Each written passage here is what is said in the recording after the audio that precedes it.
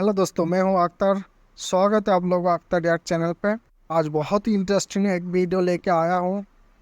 तो चलिए शुरू करते हैं। दोस्तों, बांग्लादेश जो कभी पाकिस्तान का हिस्सा हुआ करता था, आज पाकिस्तान से काफी आगे निकल चुका है। हाल ही में बांग्लादेश ने अपना 71 बिलियन यूएस डॉलर का बजट पेश किया और लास्ट फाइनेंशियल ईयर में 5.5% की ग्रोथ रेट भी दिखाई। वहीं दूसरी तरफ पाकिस्तान की ग्रोथ रेट सिर्फ 3.5% है और महंगाई दर 21% तक पहुंच गई है, जिस वजह से पाकिस्तान की जनता सड़कों पर उतरने को मजबूर है। आज बांग्लादेश की इकोनॉमी में औरतों का योगदान काफी तेजी से बढ़ा है, जिस वजह से बांग्लादेश की इकोनॉमी में काफी ग्रोथ देखने को मिली है। वहीं पाकिस्तान की तुलना में बांग्लादेश पॉपुलेशन कंट्रोल करने में भी सक्षम रहा है। जहां बांग्लादेश की जनसंख्या 16.5 करोड़ है, तो वहीं पाकिस्तान की जनसंख्या 23 करोड़ तक पहुंच गई है। जहां बांग्लादेश के पास 31 बिलियन यूएस डॉलर का फॉरेन रिजर्व है, तो वहीं डूबते पाकिस्तान के पास केवल 4 बिलियन यूएस डॉलर का ही फॉरेन रिजर्व बचा है। एक लोन को उतारने के लिए दूसरा लोन लेने के अलावा आज पाकिस्तान के पास कोई चारा नहीं बचा। इंडिया नेपाल के रिश्ते को रोटी बेटी का रिश्ता भी कहा जाता है और अक्सर लोग नेपाल को इंडिया का हमजोली ही समझते हैं। जब भी नेपाल में कोई नया प्रधानमंत्री बनता है तो वो सबसे पहले अपना दौरा भारत का ही करता है, लेकिन साल 2008 में इस परंपरा को पहली बार तोड़ते हुए नेपाल के प्रधानमंत्री ने अपना पहला दौरा चाइना का किया, जिसके बाद धीरे धीरे नेपाल चाइना की गोद में बैठने लगा और इंडिया नेपाल के रिश्ते अपने सबसे बुरे वक्त में तब चले गए जब केपी ओली नेपाल के प्रधानमंत्री थे। लेकिन अब नेपाल के नए प्रधानमंत्री पुष्पा कमल दहल, जिन्हें प्रचंडा के नाम से भी जाना जाता है और जो प्रो इंडिया है, ये 4 दिनों के दौरे पर नई दिल्ली आए थे। प्रधानमंत्री मोदी के साथ कई एग्रीमेंट्स पर साइन किए गए, जिनमें 2 अहम एग्रीमेंट्स हैं कि भारत अगले 10 सालों तक नेपाल से बिजली खरीदेगा। इसके अलावा नेपाल के बिजलपुरा से इंडियन स्टेट बिहार के कुर्था तक जल्द ही कार्गो ट्रेन भी दौड़ेगी। दोस्तों, ये बात हम सबको पता है कि स्ट्रेट ऑफ मलक्का में चाइना की जान छुपी है, क्योंकि चाइना अपना 80% ऑयल का इंपोर्ट मिडिल ईस्ट और अफ्रीकन कंट्रीज से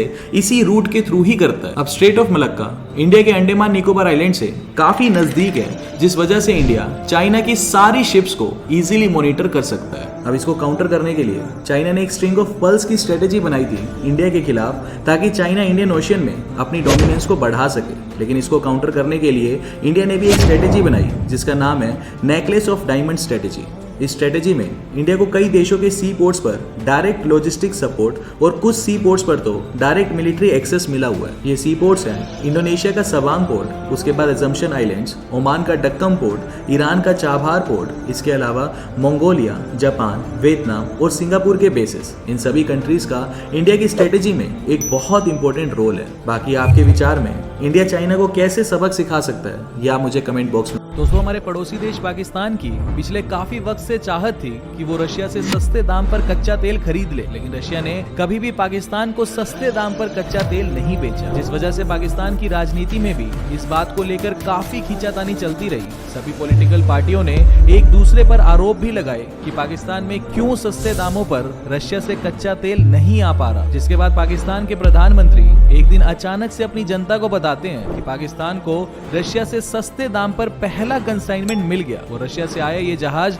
कराची बंदरगाह पर अनलोड होगा। लेकिन हमेशा की तरह पाकिस्तान ने इस बार भी अपनी जनता को गुमराह ही किया, क्योंकि ये जहाज जो रशिया से पाकिस्तान आया, इसमें रशिया ने पाकिस्तान को कोई भी डिस्काउंट नहीं दिया और इस जहाज से कच्चा तेल पहले इंडिया आया। इंडिया की रिफाइनरी में कच्चे तेल को रिफाइन किया गया। अब क्योंकि इंडिया पाकिस्तान का ट्रेड बिल्कुल बंद है, जिस वजह से इस रिफाइंड तेल को पहले दुबई भेजा गया और दुबई से दूसरे जहाज में इसको पाकिस्तान भेजा गया। हम सबको पता है कि दुनिया में सबसे ज्यादा एक्सपोर्ट चाइना करता है, जिस वजह से दुनिया का लगभग हर एक देश चाइना के साथ ट्रेड डेफिसिट की वजह से जूझ ही रहा है। जैसे अगर हम इंडिया चाइना ट्रेड की ही बात करें तो चाइना से हम 118 बिलियन यूएस डॉलर्स का सामान खरीदते हैं और बदले में सिर्फ 17 बिलियन यूएस डॉलर का सामान ही बेच पाते हैं। वहीं यूएसए जैसा देश भी चाइना से 581 बिलियन यूएस डॉलर का सामान खरीदता है और बदले में सिर्फ 177 बिलियन यूएस डॉलर्स का सामान ही चाइना को बेच पाता है। लेकिन दुनिया के कुछ ऐसे भी देश हैं जो चाइना के साथ ट्रेड सरप्लस करते हैं, जिनमें सबसे आगे है ताइवान। जो चाइना के साथ 81 बिलियन यूएस डॉलर का सामान खरीदता है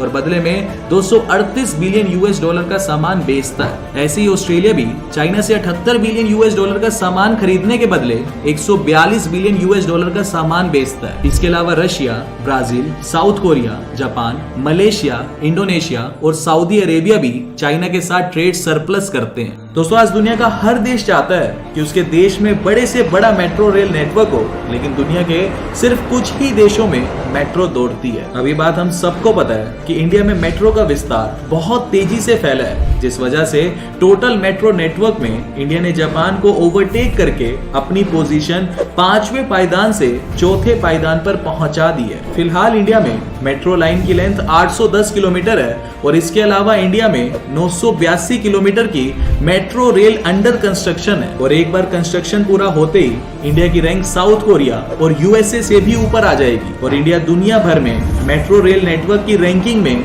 दूसरी पोजीशन पर पहुंच जाएगा। अब दुनिया भर में सबसे बड़ा मेट्रो रेल नेटवर्क है चाइना में, जो 8700 किलोमीटर लंबा है और चाइना का मेट्रो रेल नेटवर्क यूएसए से भी कई गुना बड़ा है, क्योंकि फिलहाल यूएसए में 1350 किलोमीटर लंबा मेट्रो रेल नेटवर्क मौजूद है। दोस्तों, इस वीडियो में हम ये जानने की कोशिश करेंगे कि south Indian states north Indian states की तुलना में ज्यादा डेवलप्ड क्यों है। अब इसका पहला कारण है कि इतिहास में जब भी किसी ने भारत पर आक्रमण किया है तो इसका सीधा असर नॉर्थ इंडियन स्टेट्स पर पड़ा है। वहीं दूसरी तरफ साउथ इंडियन स्टेट्स को अपना कल्चर और अपनी इकोनॉमी को ग्रो करने के लिए एक लंबा समय मिला है। इसका दूसरा कारण है कि साउथ इंडियन स्टेट्स के पास एक लंबी कोस्ट लाइन मौजूद है और इंडिया का 95% ट्रेड कोस्टल लाइन के थ्रू ही किया जाता है, जिस वजह से south Indian states north Indian states के मुकाबले अपने लिए ज्यादा रेवेन्यू जनरेट कर पाते हैं। और तीसरा कारण है कि आजादी से लेकर आज तक साउथ इंडिया की पॉलिटिक्स में किसी भी एक पॉलिटिकल पार्टी का डोमिनेंस नहीं रहा।